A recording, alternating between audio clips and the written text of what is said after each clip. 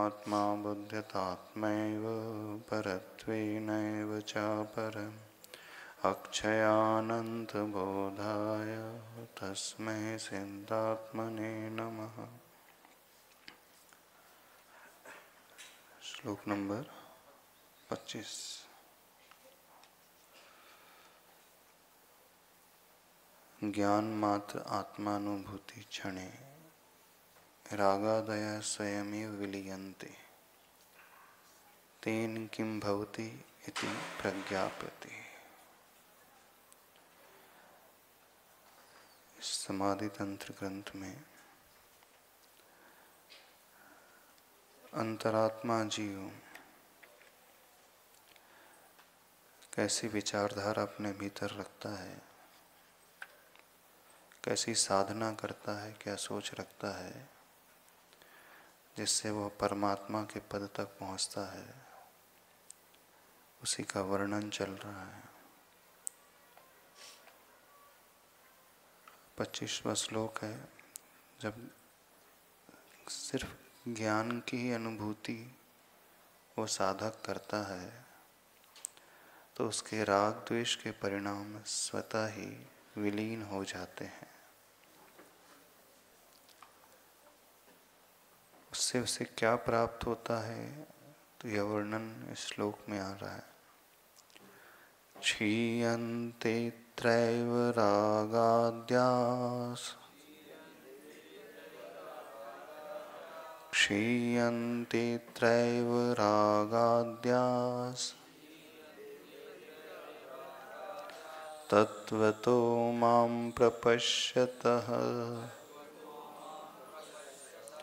तत्वतो मां प्रपश्यतः बोधात्मानं ततः कश्चिन् बोधात्मानं ततः कश्चिन् न मे शत्रुर्न च प्रियः क्षीयन्ते त्रैव रागाद्यास तत्वतो मां प्रपश्यतः बोधात्मानं ततः कश्चिन् न मे शत्रुर्न च प्रियः।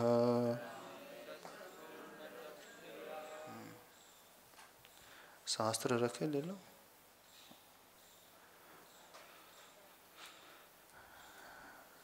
क्षीयन्ते अत्र एव रागाद्यः। क्षीयन्ते अर्थात क्षय को प्राप्त हो जाते हैं। अत्र एव उसी समय वहाँ पर। कब? तत्वतः मां प्रपश्यतः बोधात्मानम्। तत्व दृष्टि से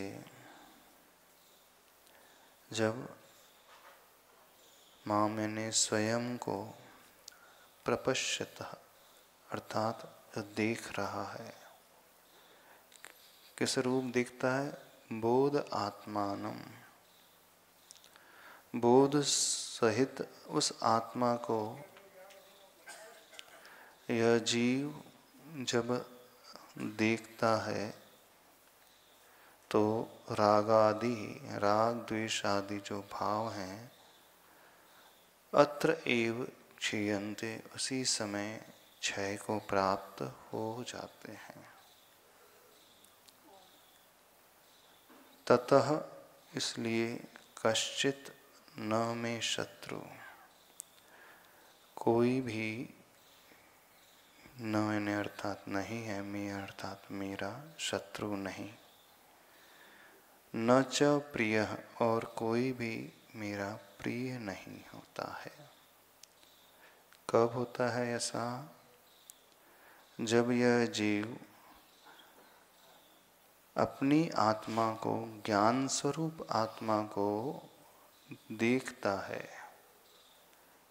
किमात्मा किस रूप से देखता है? तत्वतः, यानी शुद्ध दृष्टि से अपनी ही आत्मा को देखने वाला यह जीव जब ऐसी परिणति में आता है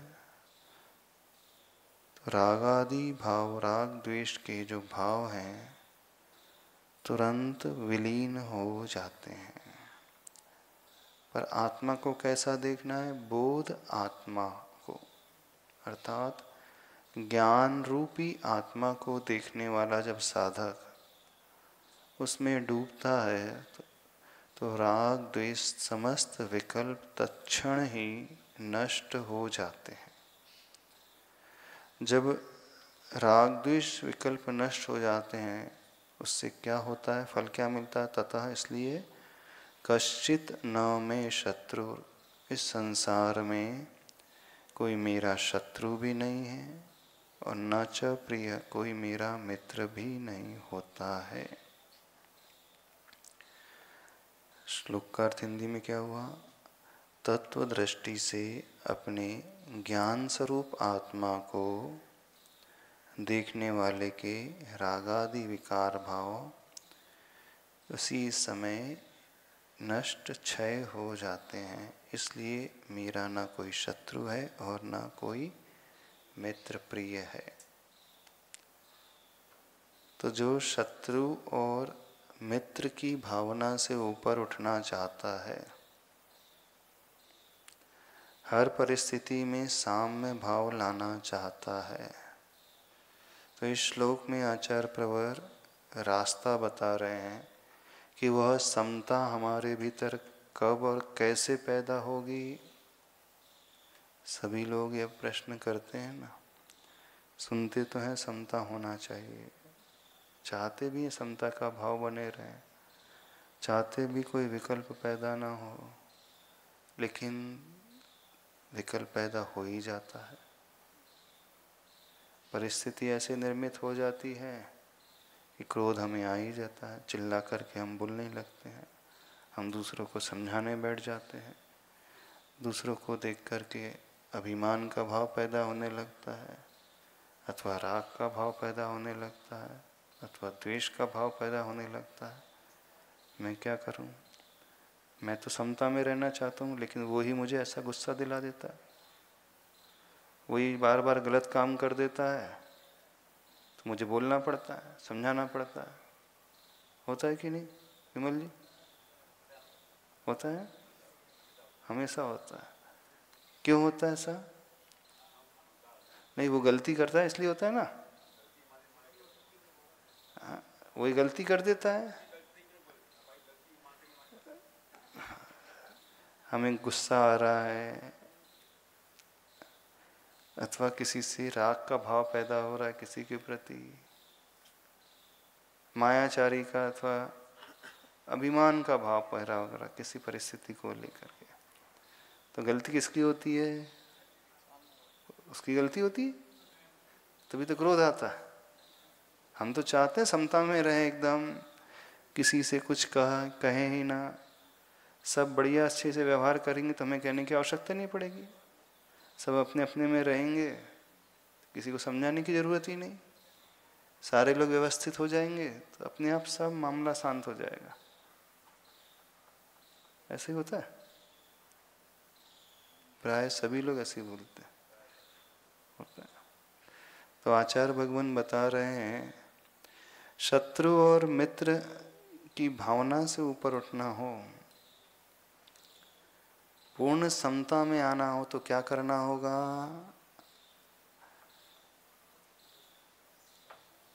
माम बोधात्मानं प्रपश्यता, अर्थात स्वयं की आत्मा को सिर्फ ज्ञान स्वरूप जब हम देखने वाले हो जाएंगे तो राग का अथवा द्वेष का, वैर का, शत्रुता का भाव है, समझाने का भाव है, तुरंत क्षय को प्राप्त हो जाता है। अब आत्म स्वरूप, ज्ञान स्वरूप आत्मा को देखने का अर्थ क्या हुआ? थोड़ा सा इस विषय को और समझे। आत्मा का स्वभाव ज्ञान दर्शनमय है। ज्ञानोपयोग दर्शनोपयोग वाली आत्मा, उस लक्षण वाली आत्मा है। तो उसे देखने का अर्थ क्या हुआ? ज्ञाता दृष्टा भाव लाना। तो दूसरों को तो देखना ही नहीं। तो आप लोग सब अपने अपने को देखते हो कि दूसरों को देखते हैं? मंदिर में कौन पूजा कर रहा है, जोर से कर रहा है, गलत कर रहा है, आगे बढ़ के कर रहा है, उसे ये पढ़ना चाहिए, उसे ये नहीं पढ़ना चाहिए। तो जिन्हें समझाने की आदत है वे भी सुन लें, जिन्हें टोकने की आदत है वे भी सुन लें। दूसरों को देखना हम बंद करें, स्वयं को देखना हम प्रारंभ करें। तो हर कोई विद्वान बन जाता है ना दूसरों को समझाने के क्षेत्र में, लेकिन स्वयं को समझाने के क्षेत्र में कोई विद्वान ही नहीं बनता। तो हमारे भीतर ये तो राग अथवा द्वेष जो भी भाव पैदा होता है, उसका मूल कारण स्व से बाहर जब हम निकलते हैं, पर को देखने की कोशिश करते हैं, पर हमारी दृष्टि में आता है, तो वहीं राग और द्वेष पैदा होते हैं। तो करना क्या है? कौन क्या कर रहा है उसे देखना छोड़ करके हम क्या कर रहे हैं अपने आप को देखें।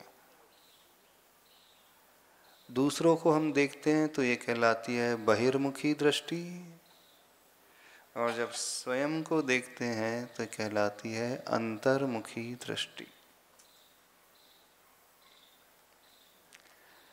राग अथवा द्वेष का भाव पैदा हो रहा है तो नियम से बहिर्मुखी दृष्टि होती ही है,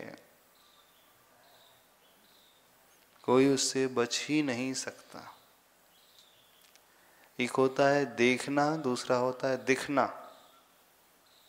अब भगवान नासाग्र दृष्टि रखे हुए बैठे हैं। जंगल में साधु महाराज, मुनि महाराज नासाग्र दृष्टि किए हुए साधना कर रहे हैं। आंखें बंद नहीं है तो दिखेगा, तो कोई भी सामने से निकलेगा तो दिख जाएगा। तो दिखने में कोई समस्या नहीं होती है, समस्या होती है देखने में। दिखने वाली दृष्टि निर्विकार दृष्टि होती है, देखने वाली दृष्टि विकार वाली दृष्टि होती है। दिखने में कोई इच्छा नहीं होती है, अंदर से आसक्ति नहीं होती है। जब देखने का भाव होता है तो इच्छा पैदा होती है, तभी हम देखते हैं अथवा दूसरों को सुनते हैं, अथवा क्रोध का भाव पैदा होता है, वैर का परिणाम पैदा होता है, अथवा मान आदि कषाय का भाव पैदा होता है। राग लोभ का भी भाव दूसरों को देखने से ही होता है, दिखने से कभी नहीं होता। तो आचार्य भगवान इस श्लोक में बता रहे हैं, तत्वतः माम प्रपश्यतः बोधात्मानाम। एक विशेष बात और बता रहे हैं, कैसे देखना स्वयं को? तत्वतः विशेषण जो दिया है, तात्विक दृष्टि से देखना, तत्व दृष्टि से देखना। जो जैसा है उसे उस दृष्टि से, उस स्वरूप से देखने की कोशिश करें। तत्व क्या कहलाता है? अविक्षिप्तम मनस्तत्वम, आगे आएगा। एक तत्व सिद्धांत में होता है जीव अजीव आश्रव बंध संवर निजरा लो और मोक्ष, 7 तत्व जो आते, तत्वार श्रद्धानम सम्यक दर्शनम। अब चूंकि अध्यात्म ग्रंथ है, यहाँ वो वाले तत्व की बात नहीं आएगी, यहाँ सिर्फ आत्म तत्व की बात चलेगी। तो तत्व यहाँ पर क्या कहलाएगा? तत्व कहलाता है अविक्षिप्त मन का नाम ही तत्व होता है, अर्थात शुद्ध मन का नाम ही तत्व होता है। बिना विकल्प के निर्विकल्प रहने का नाम ही तत्व है, अथवा शुद्ध रहने का नाम ही तत्व है। तो तत्व दृष्टि से जो अपने आप को देखता है, अपनी आत्मा को देखता है। आत्मा को देखने का बोध आत्मानम, बोध से सहित उस आत्मा को जो साधक शुद्ध दृष्टि से देखता है, रागादि के भाव अत्र एव क्षीयन्ते, इसी समय यहीं पर क्षीण हो जाते हैं, क्षय को प्राप्त हो जाते हैं। तो समाधान क्या है राग आदि द्वेष आदि भाव को क्षय कराने का?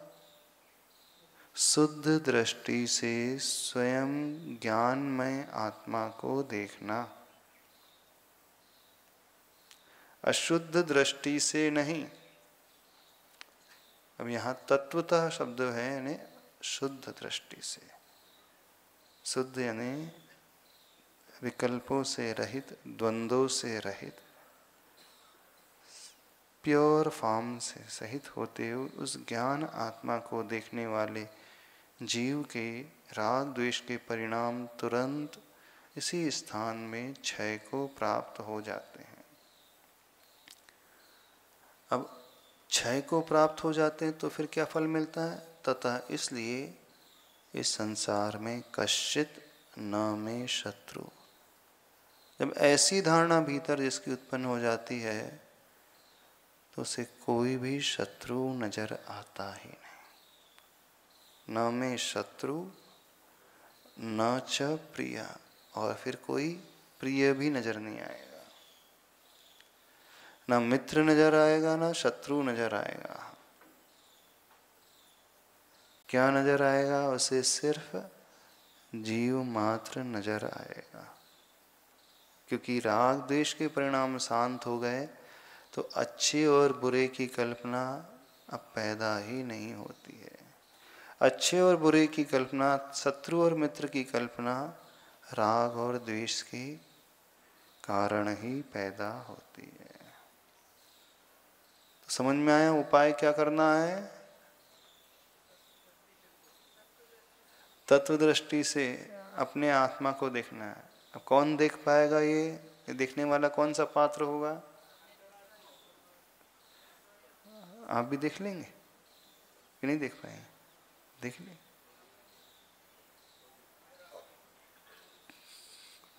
जिसने समस्त कषाय के भावों को छोड़ दिया है वही जीव यह देख सकता है।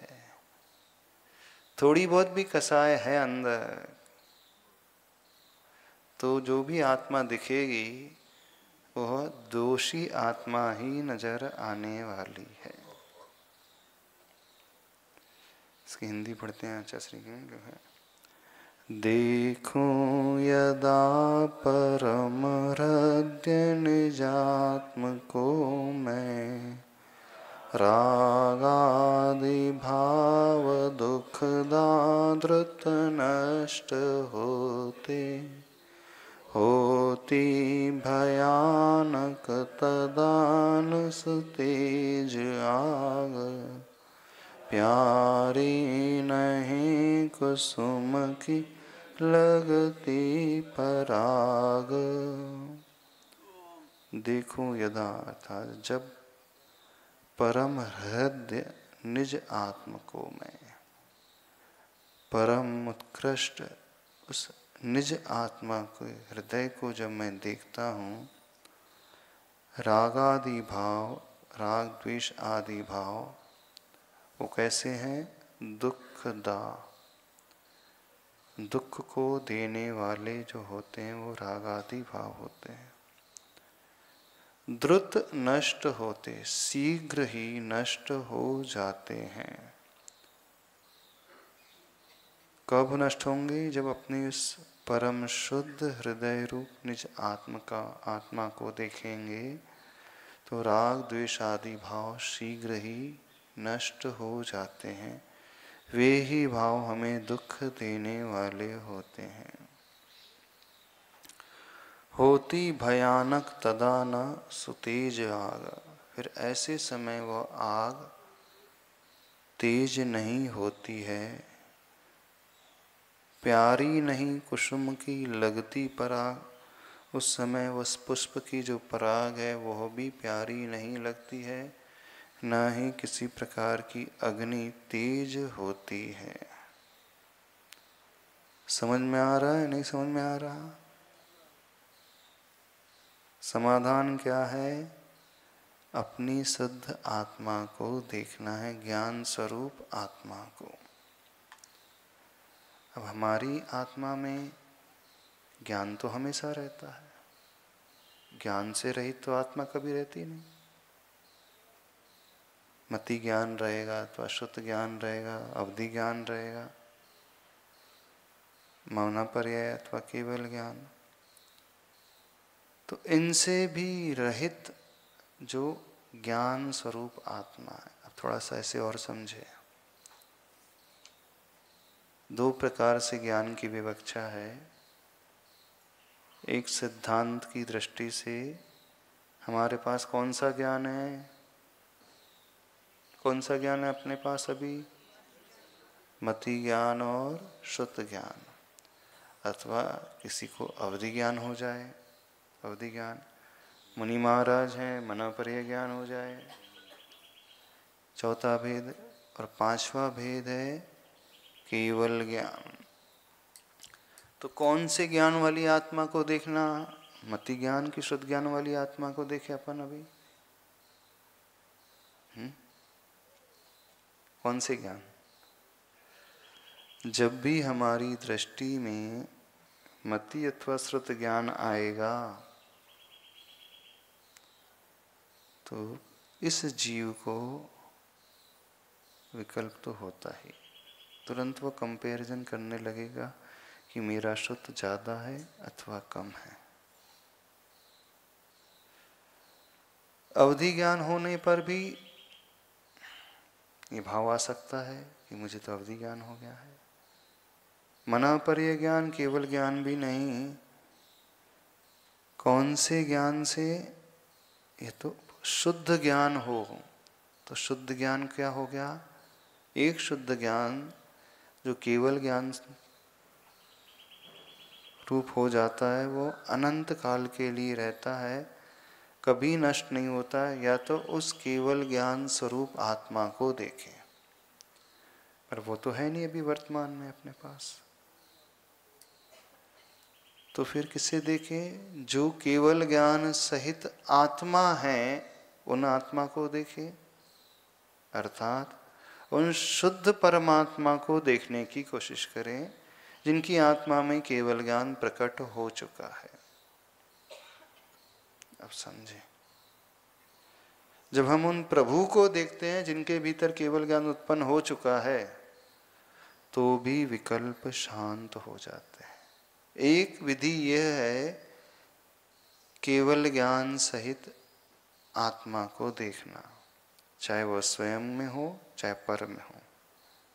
लेकिन जब तक स्वयं में उत्पन्न नहीं होता है तो हमारा ज्ञान क्षयोपशमिक ज्ञान होता है।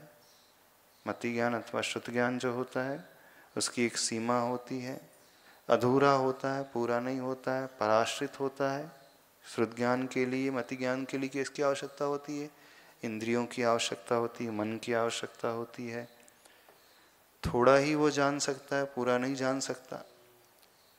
तो जहाँ कम आदि रहेगा तो प्रायः दीनता का भाव पैदा हो जाएगा कि मुझे कम ज्ञान हो रहा है, मुझे पूरा समझ में नहीं आ रहा है। तो हम उस ज्ञान को अपने ध्यान का विषय बनाएं जो पूर्ण हो चुका है, अनंतता को लेकर के प्रकट हो चुका है। तो वो कौन सा ज्ञान है? केवल ज्ञान। अब वह कभी समाप्त नहीं होने वाला। केवल ज्ञान अनंत काल के लिए रहने वाला है और अनंतता को लिए हुए है। तो अब हमारे भीतर नहीं है तो किनके भीतर है? उन परमात्मा के भीतर प्रकट हो गया। तो परमात्मा को ध्यान का विषय बनाने से, उस केवल ज्ञान सहित आत्मा को देखने से भी हमारे भीतर राग द्वेष शांत हो जाते हैं। सैद्धांतिक विवक्षा में क्या देखना? केवल ज्ञान सहित परमात्मा। अब आध्यात्मिक विवक्षा में ऐसे ज्ञान को देखना जो ज्ञान कर्म से निरपेक्ष हो। कौन सा ज्ञान कर्मिक से निरपेक्ष है?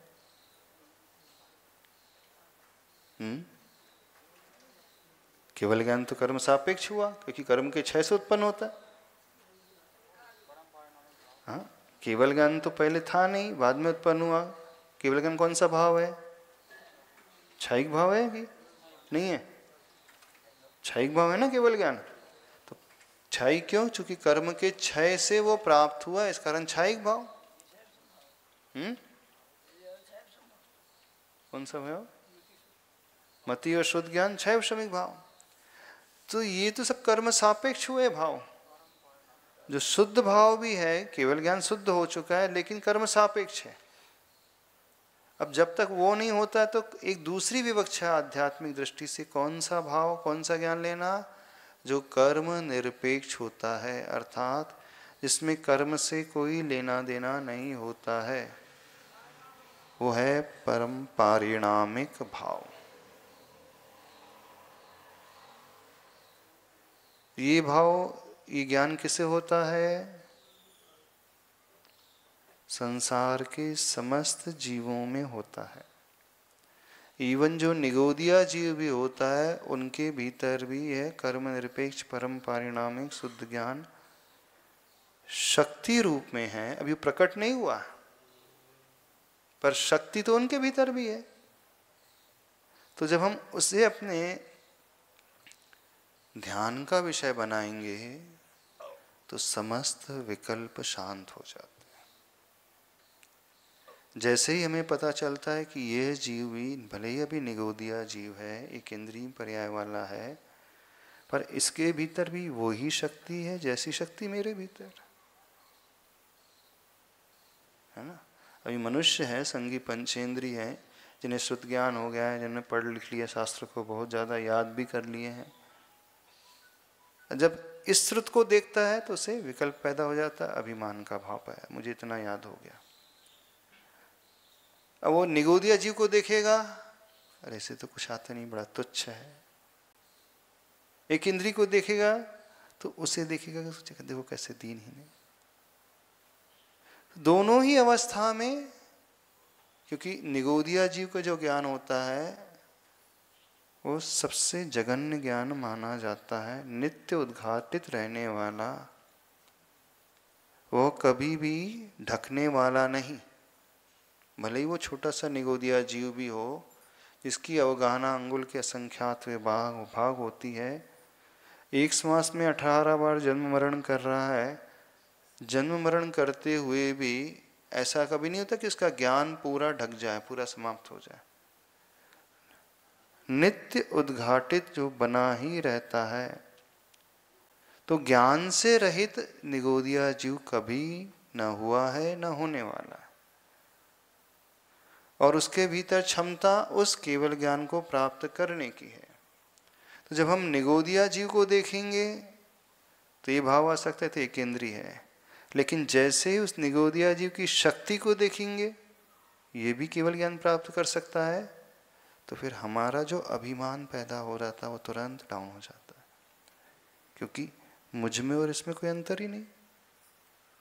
ये भी केवल ज्ञान प्राप्त कर सकता है, ये भी भगवान बन सकता है, हम भी बन सकते हैं, तो हम दोनों तो बराबर हो गए।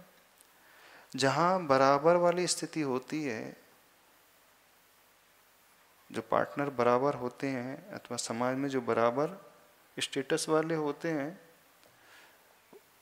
एक जैसे ही सैलरी मान लीजिए किसी की है, एक जैसा ही व्यापार चल रहा है, खूब एक जैसी इनकम हो रही है,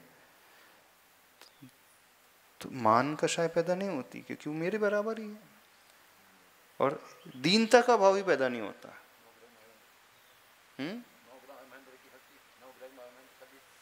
नो,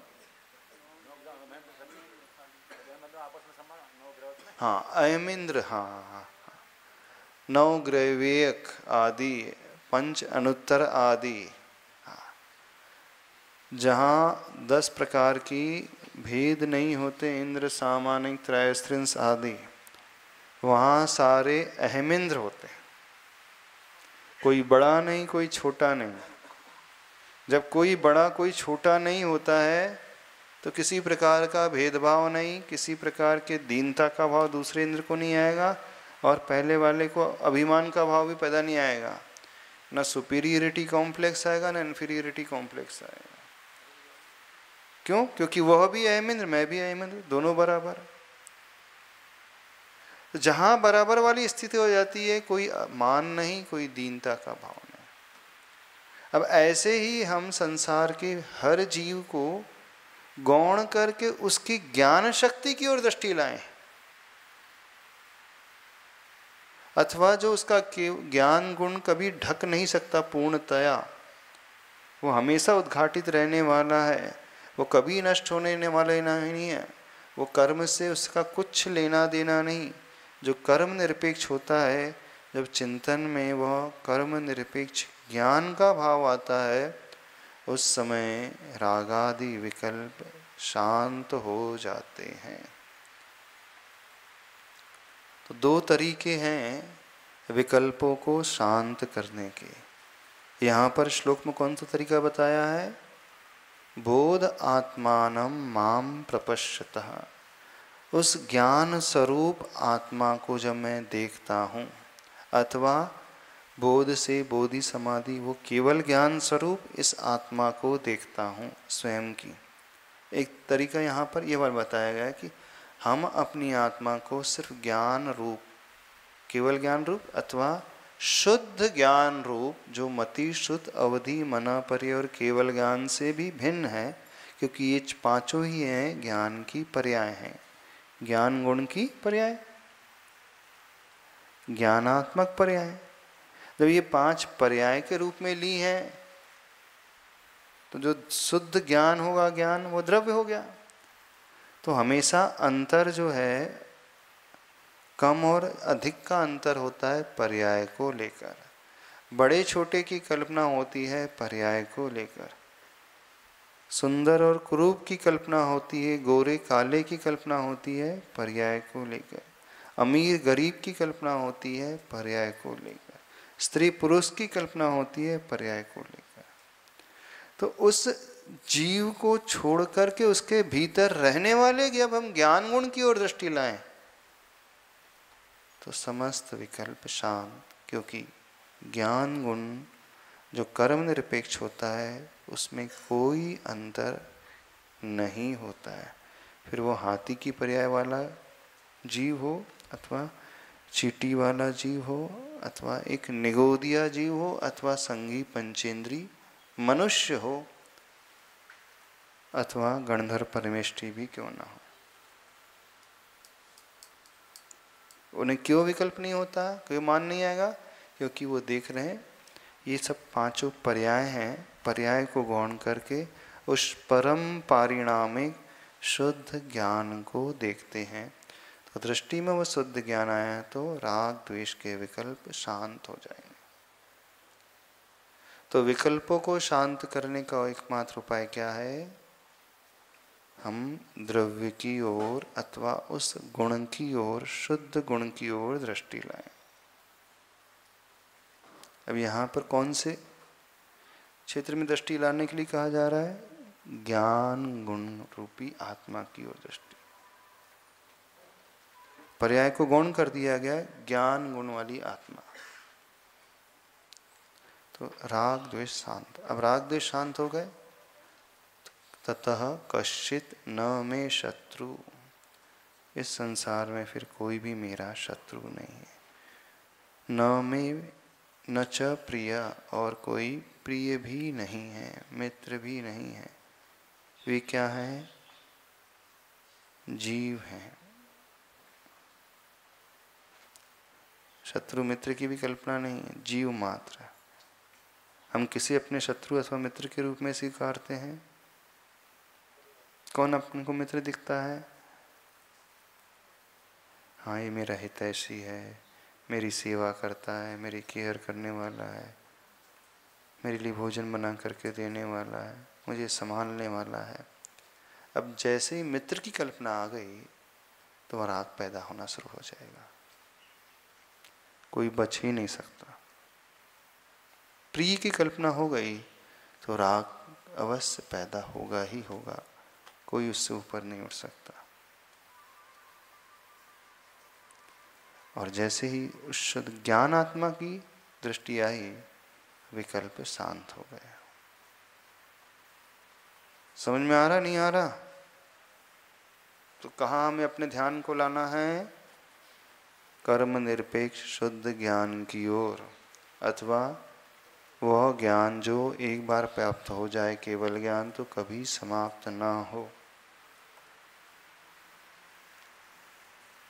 तो उस केवल ज्ञान को अपने भीतर देखें, क्योंकि हम क्षमतावान हैं, अथवा उस केवल ज्ञान को जिसने प्रकट कर लिया, उस प्रभु की आत्मा की ओर देखें। जब हम भगवान को देखते हैं तो कोई विकल्प नहीं होता है? मंदिर में इतने सारे भगवान हैं, आपको विकल्प पैदा होता है? होता तो है। ये छोटे भगवान है, बड़े भगवान है ना, होता है ना विकल्प? हाँ, नहीं, ये बड़ी मूर्ति है, छोटी मूर्ति है, होता है कि नहीं? ये ज़्यादा ऊर्जा वाली है, ये कम ऊर्जा वाली है। हाँ, इनका अभिषेक ज़्यादा फायदा करता है, इनका जो अभिषेक के बाद गंधोदक बनता है, इसलिए बड़े बाबा का जो गंधोदक बनता है वो पावरफुल होता है ना। और वही आदिनाथ भगवान दूसरी मूर्ति, दूसरी वेदी में है तो नहीं होता। अब देखना, दृष्टि प्रतिमा की ओर जाएगी तो ये छोटे हैं, ये बड़े हैं, ये पहले गए हैं, बाद में गए। और प्रतिमा को गौण करके हमने भगवान की ओर दृष्टि लाई तो ये भेद नहीं आएगा, ये पीतल के, पाषाण के, ये छोटे हैं, ये बड़े हैं, ये भेद ही नहीं आएगा। तो भेद मूर्ति को देखने से आता है। भेद कल्पना कहाँ पैदा होती है? प्रतिमा के देखने से होती है। ये पाषाण की है, बड़े बाबा की 13.5 फीट की है, और ये यहाँ नेमावर में जो है धातु की प्रतिमा है। प्रतिमा की ओर दृष्टि लाई तो हम छोटे बड़े की कल्पना, ये ऊर्जावान है, ये कम ऊर्जावान है, इसकी कल्पना, यहाँ ज़्यादा अतिशय होता है, वहाँ अतिशय नहीं होता है, कम होता है। अब भगवान तो एक जैसे होते हैं, क्योंकि हर अरिहंत के अनंत चतुष्टय एक जैसे ही होते हैं, चाहे वो 500 धनुष वाले हों, 525 धनुष वाले हों, चाहे 3.5 हाथ के हों, चाहे वो तीर्थंकर पद को धारण करके सिद्ध बने हैं, चाहे सामान्य मुनि पद को धारण करके सिद्ध बने हैं। सिद्ध बनते ही सारे विकल्प शांत हो जाते हैं। ऐसा नहीं कि ये तीर्थंकर महावीर की आत्मा के प्रदेश है तो उनके लिए एक्स्ट्रा रिजर्वेशन। ये सामान्य केवली बन करके सिद्ध बने हैं तो इनको थोड़ा साइड में कर दे, नहीं। अंतरंग गुण सबके एक जैसे होते हैं। हमारे मन में ये कल्पना कब पैदा होती है, ये छोटा बड़ा है, कब पैदा होती है? जब हम उस मूर्ति को देखते हैं, अर्थात मूर्ति है पर्याय। अब हमने उस मूर्ति को गौण करके वही आदिनाथ भगवान को देखने लगे। अब हम यह नहीं चिंतन कर रहे हैं कि कुंडलपुर के आदिनाथ हैं, चांदखेड़ी के आदिनाथ हैं, कि आपके मंदिर के आदिनाथ हैं। अब चिंतन में क्या आ रहा? ये आदि प्रभु हैं, ये भगवान हैं, बस। तो भगवान की दृष्टि आते ही सारे भगवान अब एक जैसे, चाहे विमलनाथ हो, चाहे अनंतनाथ हो, चाहे शांतिनाथ हो, चाहे आदिनाथ हो, कोई अंतर नहीं। मन बड़े बाबा में ज्यादा लगता है तो भगवान को देखने से नहीं लगता, मूर्ति को देखने से लगता है। दिखाई इन आंखों से पहले मूर्ति ही देगी। हाँ, हमारे भाव भी वहीं रुकेंगे जहाँ बहुत विशाल सी प्रतिमा हो, मनोज्ञ प्रतिमा हो, अन्य जगह रुक भी नहीं सकते। तो प्रारंभिक दशा में सर्वप्रथम हमें पर्याय ही नजर आती है, द्रव्य तो नजर ही नहीं आता। अब पर्याय के दर्शन करते करते हम उन आत्मा के द्रव्य तक पहुंचेंगे। उस आत्मद्रव्य। तो एक तरीका आत्मद्रव्य। अब यहां पर श्लोक में कौन सा तरीका बताया जा रहा है? आत्मा के गुण को लेकर के देखना। कौन सी आत्मा देखना? ज्ञान गुण। वो भी कौन सी? शुद्ध ज्ञान गुण, शुद्ध दृष्टि से। परम बोध आत्मानम।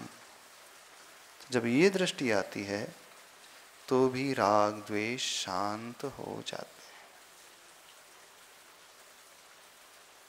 प्रतिमा में अंतर अवश्य रहेगा ही रहेगा, लेकिन भगवान में कभी अंतर नहीं होता है।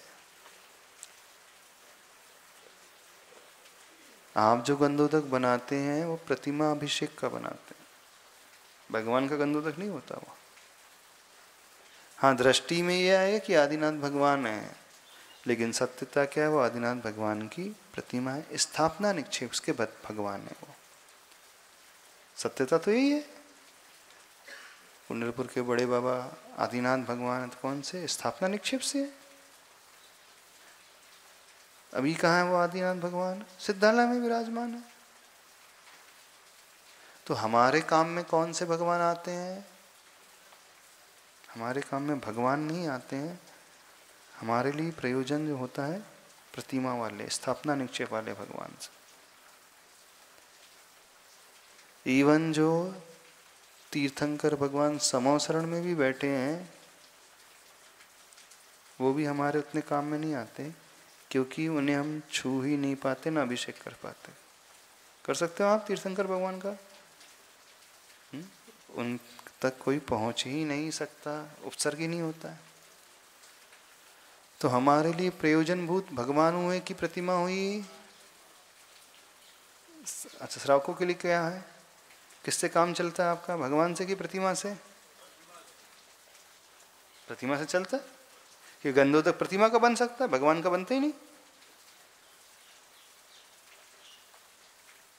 त्वदपाद पंकज रजो मृत दिग्ध देहा। तो उनकी रज की अमृत, रजो मृत दिग्ध देहा, वो चमकती हुई देह से स्पर्श करने वाली वो अमृत रज, वो ही है जो है मर्त्या भवंती मकर ध्वज तुल्य रूपा। उस रजोमृत से, उस गंधोदक से, उस प्रतिमा से प्रभावित हुआ जो जल आया है, जिसने गंधोदक का रूप लिया, वह कार्यकारी है। इसलिए जब आदिनाथ भगवान को निर्वाण हो गया तो भरत चक्रवर्ती बहुत विलाप कर रहा था। तो गणधर परमेष्ठी कहते हैं विलाप करने की आवश्यकता नहीं, आप विजयार्थ की गुफाओं में जाओ, वहाँ पे अकृत्रिम जिन बिंब हैं उनका अभिषेक करो। साक्षात भगवान समोसरण में बैठे आदिनाथ भगवान, बोले आपके लिए कौन से प्रयोजन वाले रहेंगे? विजयार्थ की गुफा वाले अकृत्रिम अरिहंत, उनका अभिषेक करो। अब साक्षात को छोड़ करके वहां भेजा क्यों हुआ? तो सबके काम में कौन आते हैं? भगवान। प्रतिमा वाले भगवान काम में आते हैं, जिन्हें श्रावक छू पाता है, गंधोदक बना पाता है। समझ में आ रहा? नहीं समझ में आ रहा? इसलिए यह नहीं समझना ये तो मूर्ति है, स्थापना निक्षेप वाले हैं, तो पत्थर के हैं, पाषाण के हैं, तो धातु के हैं, तांबे के हैं, पीतल के हैं। दिखेंगे पीतल के ही, आंखों से पाषाण पीतल ही नजर आएगा, छोटी बड़ी प्रतिमा ही नजर आएगी, पर काम की वही प्रतिमा है। कुल मिलाकर के रागादि परिणामों को शांत करना है तो क्या करना है? आत्मज्ञान, आत्मा को उस ज्ञान सहित शुद्ध अवस्था में देखने की कोशिश करें, उसी से कल्याण होने वाला है। और ये नहीं समझना पंचम काल आ गया है तो अब केवल ज्ञान वाली आत्मा को तो हम देख ही नहीं सकते हैं, नहीं तो फिर वो गाथा आती, महाराज ने बस कोट की है। अज्जवितिरयण शुद्धा अप्पा झाऊन लह दीन दत्तम लोयंती देवत्तम तत्थचुदानुवदिम जंती। आज भी इस पंचम काल में भी 3 रत्नों से शुद्ध होकर, यानी रत्नत्रय से सहित शुद्ध होकर यह आत्मा लहदी इंदत्तम, इंद्र के पद को प्राप्त कर लेता है। कैसे? अप्पा झाउन, आत्मा का ध्यान करके। और कौन से पद को? लोयंतीय देवत्तम, लौकांतिक देव के पद को प्राप्त कर लेता है। तत्थचुदा, फिर वहाँ से च्युत होकर नुव्वदिम जंती, अर्थात निर्वाण को प्राप्त हो जाते हैं। तो भले ही आज साक्षात केवल ज्ञान स्वरूप आत्मा नहीं मिल रही, अथवा हमारी आत्मा में केवल ज्ञान पैदा होने वाला नहीं है, सत्यता यही है, लेकिन हम धारणा से वैसा देखने लगे, उन परमात्मा को केवल ज्ञान सहित देखने लगे और अपनी आत्मा का ध्यान इस रूप में करने लगे, तो 3 रत्नों से अर्थात रत्नत्रय से शुद्ध यह आत्मा 16वें स्वर्ग के इंद्र के पद को भी प्राप्त कर सकती है। 16वें स्वर्ग का इंद्र आज पंचम काल में भी, लौकांतिक पद को आज पंचम काल में भी प्राप्त किया जा सकता है, और वो एक भवावतारी पद है। नमोस्तु महाराज जी। महाराज जी, हम रतियों को तो बहुत राग आता है, मतलब हमें क्षेत्र का भी रहता है, मूर्ति का भी, भगवान का, बर्तनों का, अपनी पूजा का, हर चीज़ का, ये अच्छा है, ये अच्छा है, तो ये तो बहुत ऊंची अवस्था है। तो हम लोग यहाँ तक पहुँचने के लिए क्या क्या प्रयास करें महाराज जी? कैसे ही धीरे धीरे यहाँ तक पहुँचेंगे? अभी जो है, पहले तो अप्रशस्त राग को ही छोड़ना है, अशुभ राग जो होता है, अशुभ को तो छोड़ देते हैं हम। सामायिक के काल में बस हमें आत्मा का चिंतन रहता है, थोड़ी देर के लिए बस भावना। हाँ, नहीं तो वो भावना नहीं हो रही तो आप परमात्मा की भावना करो ना। नहीं, या नहीं, तो केवल ज्ञान अपनी आत्मा में देखो, अथवा जिन्होंने केवल ज्ञान पाया उनको देखो। ये सामायिक के काल बस में रहता है महाराज जी, कि जहाँ राग द्वेष नहीं हो, बस स्वयं की आत्मा का ज्ञान दर्शन, उसका ही चिंतन रहता है, तो वही और तो कहा उससे जा रहा हटे, है, इसीलिए और तो कहा उसके जा बाद रहा है बाकी सब में चला जाता है। सामायिक के काल में ही जब वो आत्मा को देखता है तो उसके राग द्वेष शांत होते हैं। अब पंचम काल में ये नहीं हो रहा है तो क्या हम छोड़ दें? तो फिर जिन्होंने केवल ज्ञान प्राप्त कर लिया, अर्थात जिन्होंने राग द्वेष शांत कर लिया है, घाती आदि कर्म नष्ट जिनके हो चुके हैं, मोहनी नष्ट हो चुका है, उस केवल ज्ञान वाली आत्मा को देखे, अर्थात उस आत्मा को देखे, परमात्मा को देखे जिन्होंने केवल ज्ञान प्रकट कर लिया। तो भी उनका ध्यान करते हुए भी इंद्र पद को प्राप्त किया जा सकता है, ये कहा जा रहा है। नहीं, अरिहंत परमेष्टि के ध्यान, तो ये ऐसी आत्मा कौन सी हुई? अरिहंत परमेष्टि, वो केवल ज्ञान से सहित आत्मा है। तो उन्हें जब हम चिंतन का विषय बनाएंगे, अब ध्यान तो उस रूप होगा नहीं, एक रूप, तो भावना भी करेंगे तो राग द्वेष शांत हो जाते हैं। और आज इस पंचम काल में इससे ज्यादा किया भी नहीं जा सकता।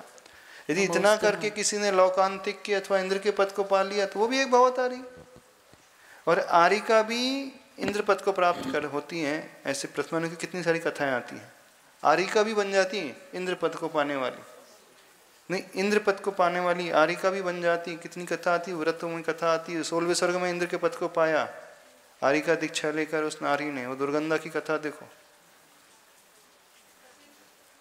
नहीं, इंद्र का भी पद मिला है, उसमें वर्णन आता प्रथमानु की कथाओं में। तो पंचम काल में इससे अधिक तो हो ही नहीं सकता। तो छोटा थोड़ी है, बहुत बड़ा काम हो गया, बहुत बड़ा लाभ हो गया।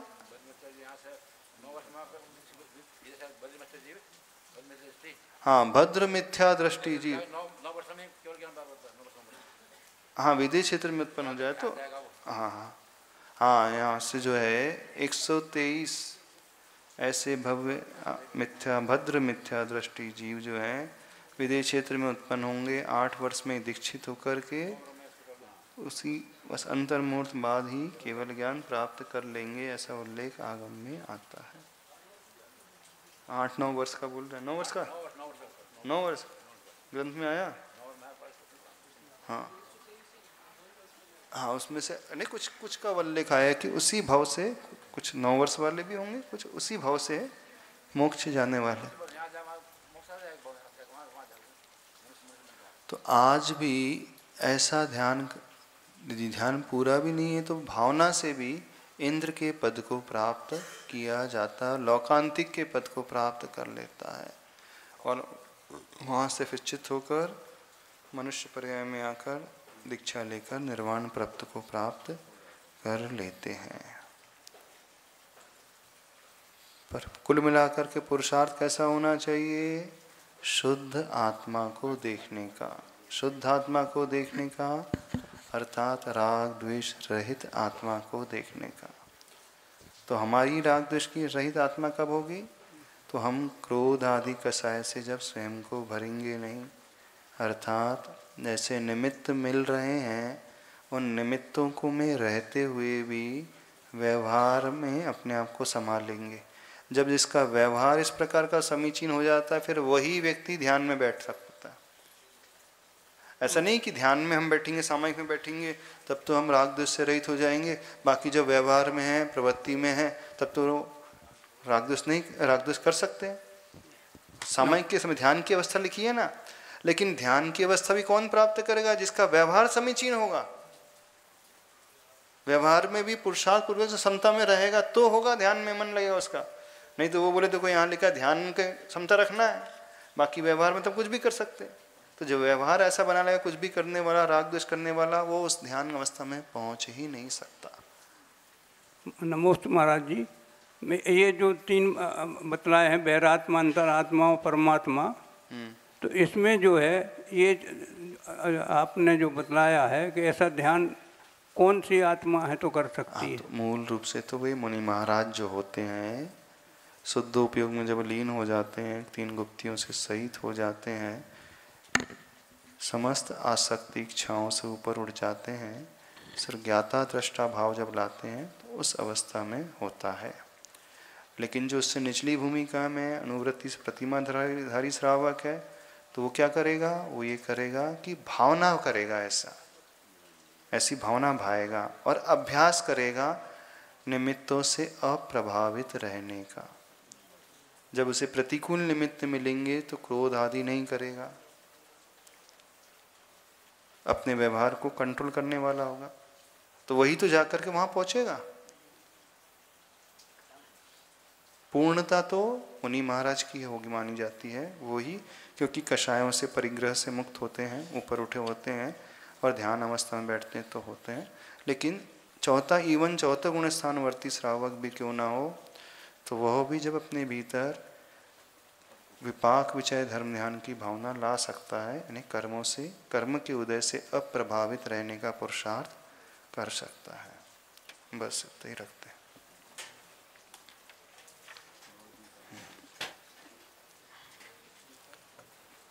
बोधि समाधि परिणाम शुद्धि स्वात्मोपलब्धि शिव सौख सिद्धि चिंतामणिं चिंतित वस्तु पावमंदमानस